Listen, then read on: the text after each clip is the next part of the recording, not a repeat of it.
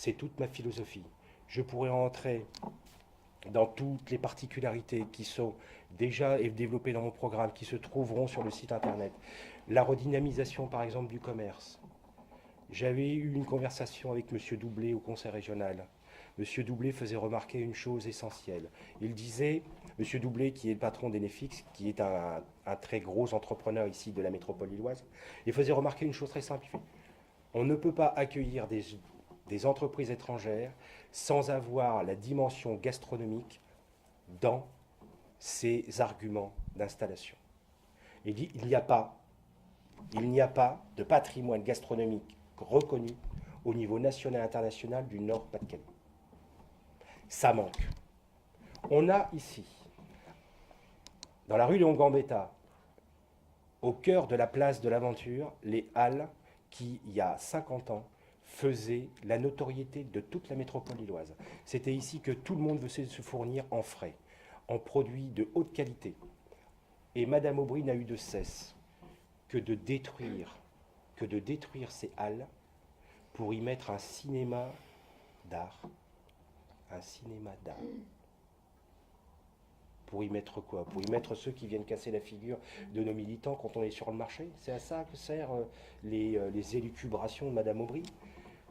Il faut redonner à la rue Léon Gambetta, à cette place, le dynamisme qu'elle a perdu. On doit refaire à nouveau de ce centre-ville, enfin, de cette annexe du centre-ville, une annexe, un véritable centre de la gastronomie, ici, du Nord-Pas-de-Calais. Et c'est faisable. Il y a tout à disponibilité. Vous avez du parking, vous avez de l'espace, vous avez des bâtiments vides. On pourrait en faire un espace de rayonnement. Et ça, c'est un de mes projets que je vais porter avec mon équipe. C'est un de mes projets, refaire de Lille un centre gastronomique. Là, à cet endroit-là. Dans le sud, on fera d'autres choses. Sur la zone, je vais prendre la zone, puisque j'ai pas été invité d'ailleurs. Il y a eu une émission qui a été consacrée à ce qu'on allait faire dans la zone Saint-Sauveur. Je n'ai pas été invité. Probablement que j'ai rien à dire. Ça fait, il y a 22 hectares là, mais il y en a d'autres. Hein. Il y a la friche à l'île Sud. Il y a les friches qui se trouvent à côté du Bois Blanc. Il y a plein de friches qui ne sont pas occupées. Pourquoi? On se le demande. On a du foncier bâti, on a du foncier non bâti à Lille, à travers les collectivités locales qui ne sont même pas mises à l'usage de nos entreprises. Même pas mises. C'est hallucinant. La zone Saint-Sauveur pourrait être demain une zone économique avec elle aussi un cluster, quel que soit le domaine. Moi, j'ai la prétention de penser que l'île se trouvant à 80 km de Dunkerque, elle est une capitale maritime. Le port de Shanghai se trouve à 200 km de Shanghai. Et personne ne pense, vu de l'île, que Shanghai se trouve à 200 km de son port.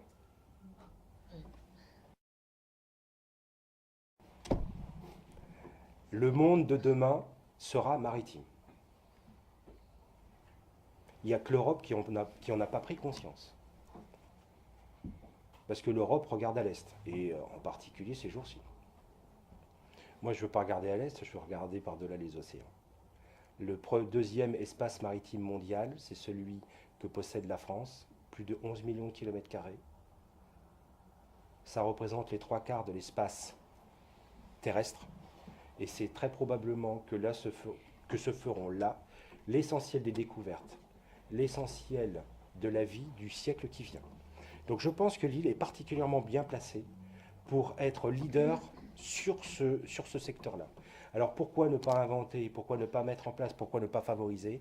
Je pense qu'on a tous les moyens de le faire et il faut le faire très rapidement.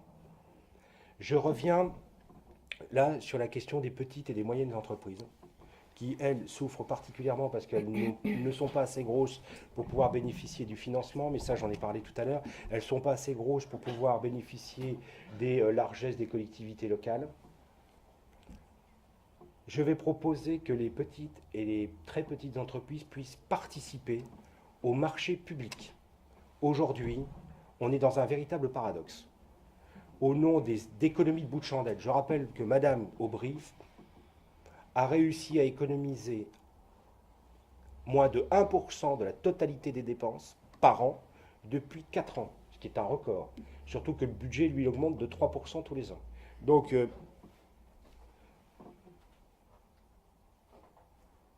très nul. Résultat, très nul. Je reviens, les petites entreprises vivent un paradoxe étrange. Aujourd'hui, vous avez des très grandes entreprises qui sont les seules à pouvoir prendre les marchés publics. Toutes les petites entreprises sont dégagées parce qu'elles n'ont pas la surface, elles ne sont pas suffisamment importantes financièrement pour pouvoir prendre ces marchés. Et ce qui se passe, c'est que les grandes entreprises font les tarifs qu'ils veulent. Alors on va faire des économies de bout de chandelle, par exemple sur la voiture. La voiture, on va pouvoir obtenir des voitures pas chères. Mais par contre, on va obtenir le service après-vente, un certain nombre de choses qu'on va payer 30, 40, 50, 100% plus cher que le faisaient les petites entreprises. J'en ai discuté avec un libraire qui était effondré. Et mais on achète les choses 2 fois plus cher à Lille que je les vendais, moi, quand je travaillais directement en commande publique avec la mairie. Bon, c'est des choses qui ne tiennent pas debout. Alors, comment permettre aux petites entreprises, aujourd'hui, de participer au marché public? D'abord, les regrouper, leur permettre et leur donner la possibilité de se grouper. Mais un groupement simple, un groupement flexible qui leur permet de s'associer de manière ponctuelle pour telle ou telle activité afin de pouvoir avoir la surface nécessaire pour pouvoir aller devant les marchés publics et les prendre. Et systématiquement, la mairie de Lille favorisera les entreprises locales et les petites entreprises parce que ce sont d'abord elles qui créent les emplois et ce sont d'abord elles qui font vivre le tissu humain ici de la ville. Première chose. La deuxième chose, on va mutualiser ces entreprises. Un artisan, j'ai un artisan, un ami qui vient de s'installer plombier. Il était chasseur de tête dans une autre vie et il est aujourd'hui plombier. Il faut le faire. Il est tout seul dans sa petite entreprise, donc quand il a terminé à 8 heures du soir, commence une deuxième vie. Et cette deuxième vie, c'est faire le secrétariat, c'est répondre à l'administration, c'est de faire les relances clients, c'est de faire les devis, c'est d'aller chercher l'argent qui manque, enfin bref. Et quand il se lève le matin, il n'a pas encore dormi et il doit aller faire son véritable métier. Par conséquent, les petites et les très petites entreprises n'ont pas les moyens de pouvoir se consacrer essentiellement à ce pourquoi ils sont faits, leur cœur de métier. Alors moi, je propose une chose très simple. Je vais proposer des regroupements d'entreprises qui permettront de mettre le service secrétariat, le service comptable, le service administratif, le service relance des ventes. Je vais installer tout ça en zone franche, avec une appellation et une souplesse juridique qui permettront à tel ou tel plombier de se regrouper par corps, voire en dehors d'être dans le même corps de métier, et qui vont se partager la même secrétaire d'un point de vue comptable. Ça va leur permettre de se consacrer essentiellement à leur cœur de métier et de créer des emplois à qui seront très performants parce que extrêmement productifs et pas chers parce qu'ils n'auront plus de charges sociales et ils n'auront quasiment pas de charges fiscales. Évidemment, je vais sécuriser ces zones parce que il y a une chose qui me dépasse. Je ne sais pas si vous avez appris que M. Hollande voulait faire un pacte de responsabilité et donc augmenter la compétitivité française en baissant les charges. Rassurez-vous les amis, ça existe. Ça se trouve ici à 2 km à l'île Sud. Mais mon collègue de Roubaix en a, lui, quasiment la totalité de son territoire. Donc vous avez des endroits en France qui s'appellent les zones franches urbaines, qui sont quasiment totalement défiscalisées, que ce soit socialement ou fiscalement. Et ça ne marche pas. Ça ne marche pas. Comment se fait-il que tous les chefs d'entreprise, tous les économistes lui expliquent que l'entreprise française n'est pas rentable parce que ses charges sont trop importantes et le seul endroit où on donne la possibilité aux entreprises d'être rentables et compétitives, ça ne fonctionne pas. Tout simplement parce qu'il n'y a pas de policiers municipaux. Comme le disait Hegel, la vérité c'est le tout. Et c'est dans sa totalité qu'on va régler un problème. Le problème de la sécurité est aussi important que le problème économique, que le problème de la création d'emplois.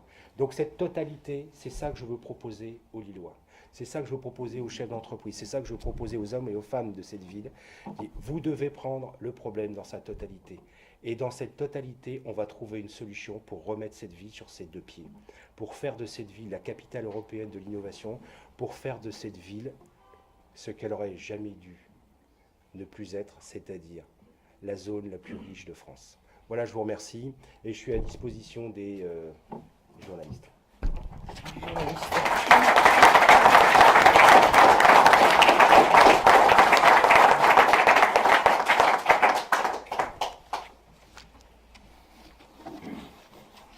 Rien à dire. Des journalistes. Pour la question de la dette, il y a également une question. Bon, vous nous expliquez qu'elle est exponentielle. Il n'y a pas le. On n'a pas le capital du jour. Le capital du jour, on l'avait laissé au local. C'est dans le capital du jour. J'ai noté les chiffres que vous avez donnés. Lorsqu'on arrive à un degré d'endettement important et qu'il faut à un moment ou à un autre faire face à la mission, quelle que soit la personne qui prend le relais après les élections municipales, il faut faire face. Oui. Il y a une solution pour éviter d'avoir à augmenter les impôts. Vu ce que j'ai entendu, il y a un moment ou un autre, on va y arriver. Je pense que c'est pour ça qu'il faut changer de méthode. Il faut changer de méthode. La méthode qui est aujourd'hui poursuivie est une méthode inefficace. C'est pour ça que je propose, si vous voulez, les pays anglo-saxons appellent ça la méthode de la feuille blanche. Ça existe, hein. Vous avez des cabinets d'audit spécialisés justement dans les pays d'Asie du Sud-Est, mais ici à proximité, en Hollande, en Flandre, en Allemagne, en Angleterre, c'est utilisé de manière constante, courante. Ça fait partie de la vie normale d'une collectivité locale d'être réévaluée en permanence pour qu'on puisse effectivement savoir que l'argent est dépensé au bon endroit et de manière efficace. Ici, c'est impossible. C'est ce que vous avez expliqué tout à l'heure, mais d'après ce que j'ai compris, on a passé le point de non-retour. Là, je pense, d'ailleurs, c'était en filigrane ce qui était marqué dans le dernier rapport de la Cour des comptes. Le dernier rapport de la Cour des comptes, qui bien évidemment n'est pas là pour expliquer que Mme Aubry gère mal, mais cependant laissait suggérer qu'on vient d'atteindre un point de non-retour et que par conséquent, s'il n'y avait pas dans les années qui viennent un redressement important, on courait à ce qui se passe à Hénin-Beaumont. Ça veut dire aussi que quel que soit le prochain an, il faudra augmenter les impôts. Si non, parce que je pense, si vous voulez, que là, c'est un penchant français qui a été d'ailleurs utilisé depuis 3 ans, puisque Nicolas Sarkozy a été l'initiateur de cette politique d'austérité. Depuis 3 ans, on matraque fiscalement les habitants de ce pays. Parce qu'on ne veut pas toucher à la dépense. Ça fait partie des tabous. On ne redéfinit pas, vous allez au conseil régional, on augmente mécaniquement le nombre de fonctionnaires, mais on se contrefiche de savoir à quoi ils servent. Et les subventions, vous avez des associations qui très probablement reçoivent des subventions, mais vous avez une boîte aux lettres. Mais par derrière, il n'y a rien. C'est l'une des raisons pour lesquelles je propose le chèque associatif, le chèque association. Je veux que les gens puissent avoir le pouvoir de désigner les associations avec le chèque qui sera attribué à ce titre-là. Et donc choisiront les associations qui sont utiles. Pas celles qui servent la mairie, qui servent politiquement, si vous voulez. Utile et pas futile, comme bien la voisine. Voilà, une belle expression. Donc cet effort en matière de gestion, on va le faire, il faut le faire de toute façon. On vit très bien, certaines personnes ne parlent pas de moi, on vit très bien avec quelques kilos de moins.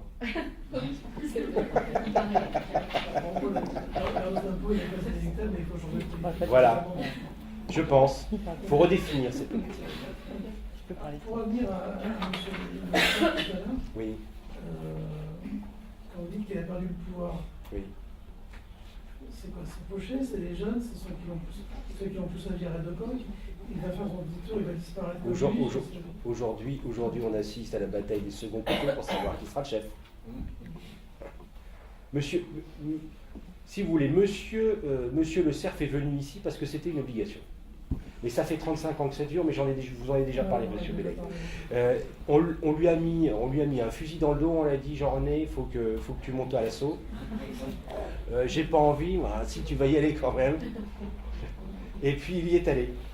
Et évidemment, tout le monde sentant son ardeur sur le terrain et dans la bataille, monsieur Decoq a dit, écoutez, Jean-René, tout qu'on le fait, je serais peut-être mieux tout en haut. Puisque j'ai l'habitude, je connais la maison, je connais tout le monde pour les relations et tout ça. Et évidemment, quand il est remonté dans la liste, tout le monde a compris que Jean-René Le Cerf allait partir.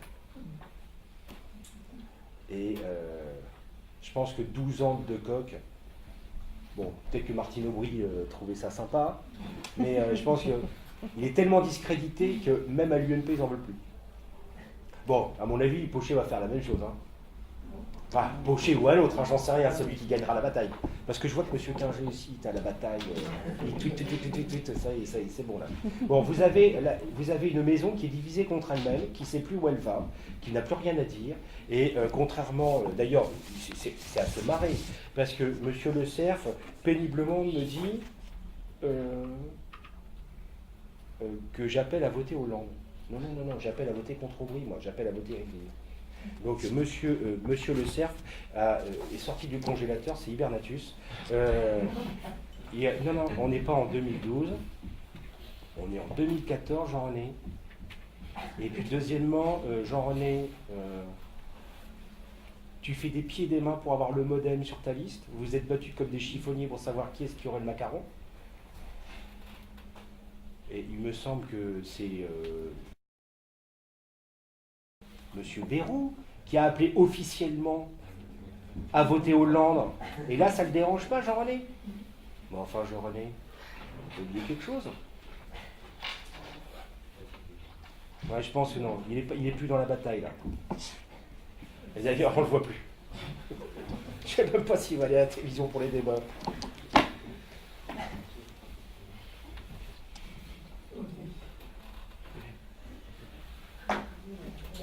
C'est bon. On fait un peu ce qu'on s'est déjà dit. Après, si vous avez, si parmi les amis, il y a des personnes qui veulent poser quelques questions, oui, des lunettes, M. Bellay, je vais me mettre des lunettes moi aussi.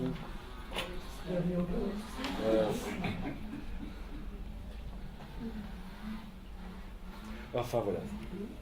Est-ce que vous êtes allé faire un tour au Palermo, M. Bellay? Vous n'avez pas eu le temps encore? Mais non, je vous ai déjà dit, c'est Madame Aubry, dans sa grande largesse, dans son esprit humain. Humain d'abord, comme disent ceux qui cassent la figure de nos colleurs d'affiches. Allez voir, parce qu'il y a des SDF qui sont devant la porte du Palermo et qui y sont depuis 2 ans, 3 ans. Et je pose systématiquement la question, qu'est-ce qu'il y a à l'intérieur du Palermo? Les palmiers. Les palmiers à Lille dorment au chaud et les SDF sont dehors. C'est la conception qu'a Martine Aubry de la solidarité avec son prochain. Voilà. Voilà. Je pense que c'est bon. Si vous avez une petite question ou une petite intervention.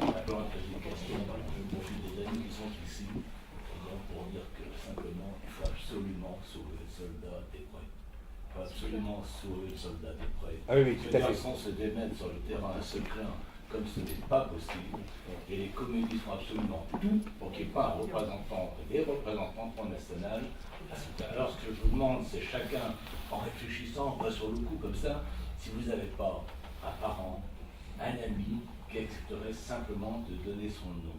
Il doit manquer actuellement à notre ami des prêts simplement 2 hommes ou une femme. 2 femmes, 2 hommes. 2 hommes. Donc il faut absolument, disons, réfléchir autour de vous, dans vos amis. C'est important. Quelqu'un qui accepterait de donner simplement son nom, sans la moindre contrepartie de quoi que ce soit de sa part. Mais c'est impensable qu'on n'ait pas cette liste à ce cas. Surtout que je pense que le Front National à ce point va faire très mal. Et M. Debreu, en bon stalinien, sait très bien ce qu'il risque. Et ils sont prêts à tout.